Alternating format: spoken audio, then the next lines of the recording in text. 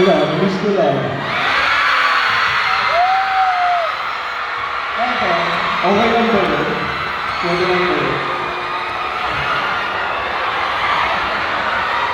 Pwede magtanong Erin, na-miss mo ba ako?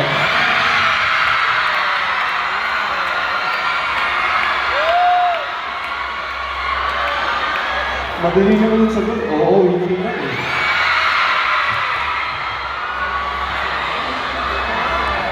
Heaven, no comment.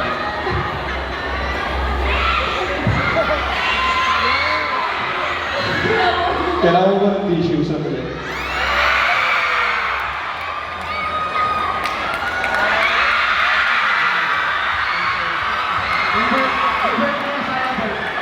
Bert, ano masasabi mo? Ano masasabi mo? Ano masasabi mo?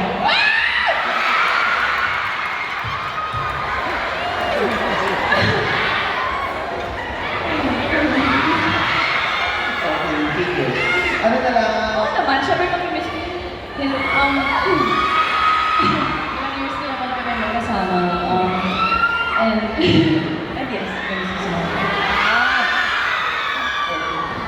yung questions talaga is, as a kayong pioneer dito sa book, how do you feel kayong dalawa na eto na, final chapter na yung story ng book. Kayo yung pioneer, tapos may yung ending na anong pakiramdam mo? Siyempre sad, no? Ako sad ako. Hindi ko lang sa'yo. Oo naman, syempre. Syempre, sinimulan namin yung university series without knowing na ganito pala siya magiging kalaki. And marami kaming mapapasayang tao, and mag-grow up din with us. And so, feeling ko like, masaya and malungkot at the same time.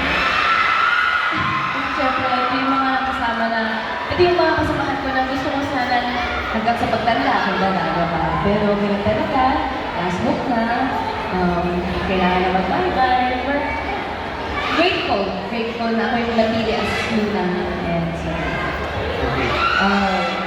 Marco, dun sa series mo, sa first, you wrote si Calix and News Book, naghintay siya ng 10 years para kay Luna. Handa ka bang gawin yun in real life?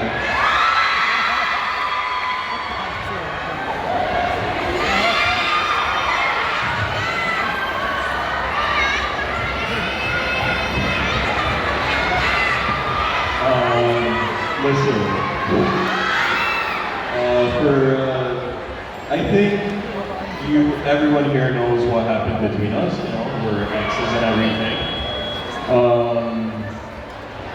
To be quite honest with you, I would like to not put too much pressure onto that topic, just because obviously as exes we had that phase na medyo nagkakainitan kami, so parang ngayon parang mas sobrang okay na kami. As in, walang galit, walang kahit ano, so we're really just, I'm happy being around you. I mean, I don't know, you ever seen it? And it's fun to work with you, so work na lang muna tayo, alam mo.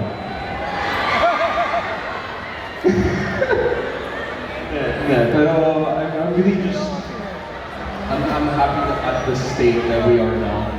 And let's see wherever it leads. Yeah. Kay Heaven, connect dun sa question. Yung role mo si Luna, tapos naghintay si Calix. Ikaw ba handa kang pabalikin yung naghintay sa'yo? oo naman.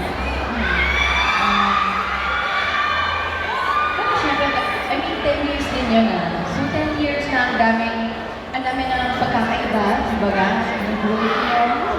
So, oo, kung pinipili niyo pa rin yung isa't isa after ilang years. And, oo, kung ibang tao na kayo talaga. Like, syempre hindi ka naman pwede pumasok ulit ng relationship na rin at say second chance. And then, expecting na different yung outcome, diba? So, dapat, by that time, kung magkakaroon kayo ng second chance, dapat nag-grow na talaga kayo. And mas mature na kayo magkakaroon. And you choose each other. So, Ano ang comment mo na sinabi ni Marco na walang pressure, masaya lang. Kasi ayoko naman din may maghintay sa akin. Siyempre gusto ko kung sino man yun, gusto mo, you know, he lived his life or, I mean, diba? Para he grows then and he's happy in living his life. That's okay lang. Pero if you guys are really meant for each other, I believe na itataghan na itataghan na. Yes, thank you.